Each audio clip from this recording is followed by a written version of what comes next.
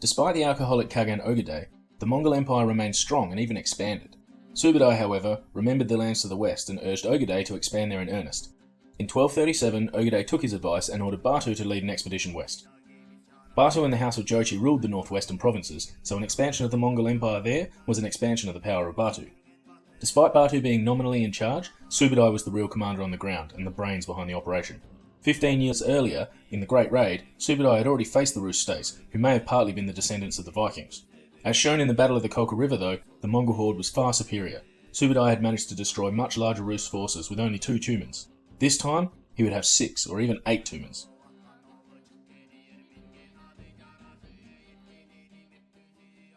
Much has been made of the difficulty in defeating Russia. Hitler attempted to defeat the Russians in the summer of 1941, but, after initial success, the Russian winter closed in. Thousands of Nazi troops froze to death, and the invasion failed, costing millions of lives. Napoleon tried to defeat the Russians in 1812. The Russians didn't really need to defeat the massive French force, they could just hold out until the winter, when the weather would do the job for them. Similarly, the powerful Swedish forces of 1708 tried and failed. The invaders faced the Russian winter and died in their thousands. It was simply too big, too cold, and had too little food or shelter. That is, of course, unless you are the Mongols. Not only did the Mongols survive the Russian winter, they thrived, launching devastating attacks all year round.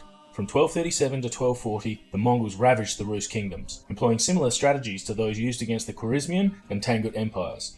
The Christian victims appealed for help from their European neighbours, including Hungary, Poland, and the Holy Roman Empire.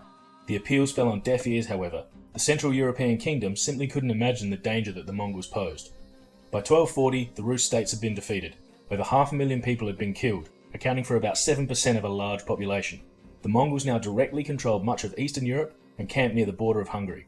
Despite this, the Central Europeans still had little knowledge of the threat that faced them. Unfortunately for them, the Mongols had a much better idea of the Europeans. Subutai had long since sent spies through Europe to scout the land and give him a clear path to expanding the Mongol Empire westward.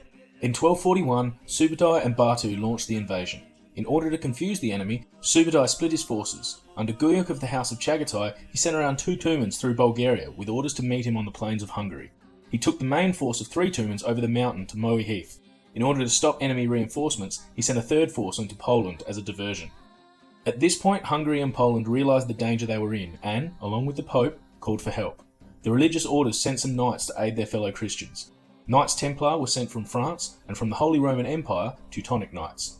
Hungary and Poland gathered large armies. The majority of the Polish and Hungarian soldiers were poorly armed peasants, but the knights were professional soldiers who were more heavily armed than their Mongol counterparts. Whoever would win between the knights and the Mongols would have to be smarter and have better tactics. Brute force or numbers couldn't do it alone.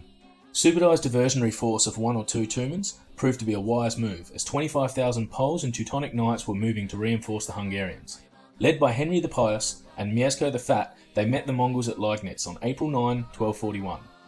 Knowing that the Mongols would use complicated moves and try and draw his forces out, Henry focused on keeping the 2 parts of his army coordinated and in a position to support each other. This meant advancing slowly and not letting his knights get too far ahead of the supporting units, who were led by Mieszko the Fat. The Mongols, on the other hand, could deal with either part of the Polish army separately, but when they were together they posed a much larger problem. Knowing this, the Mongol commander came up with a clever plan to separate the 2 forces. Noting the direction of the wind, he ordered his troops to shoot fire arrows into a nearby reed bed, creating a thick blanket of smoke. Henry and his knights advanced into the smoke, with Mieszko following. Within the smoke, however, Mieszko heard a call in Polish to withdraw and turned his forces around. Henry and the knights emerged from the smoke to find that he no longer had support. It was at this moment that the Mongols launched heavy attacks, destroying the isolated knights and Henry with them. On the other side of the battle, more Mongols had circled around to attack Mieszko the Fat and his isolated soldiers. Realising they had been tricked, Mieszko's forces broke and ran, which was the worst thing to do, and the Mongols cut them down.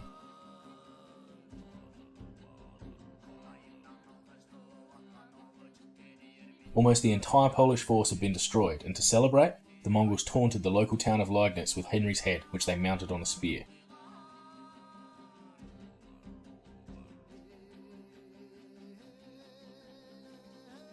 Two days later, on April 11, 1241, Subutai's main force was laying in ambush at Mohi Heath.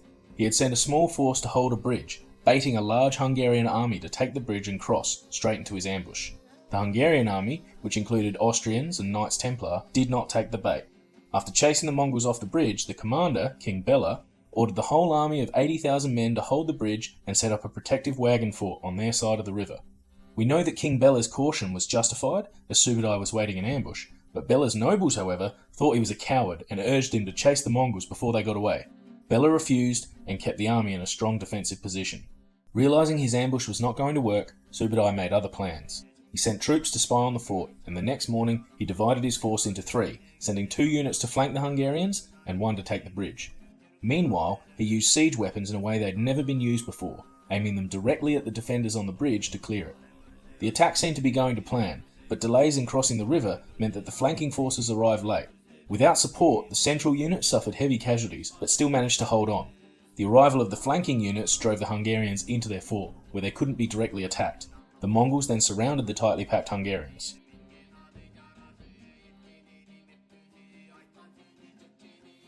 Knowing that trying to get into the fort would be costly, Subutai aimed to convince the Hungarians to leave, where he could get at them.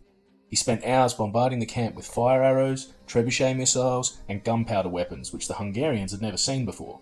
To add to the terror, the Mongols used whistling arrows, which, as the name suggests, are arrows that shriek as they fly through the air. To the Hungarians, who were trapped with explosions, fire, and had thousands of shrieking arrows raining down on them, without knowing where any would land by the way, it felt like witchcraft.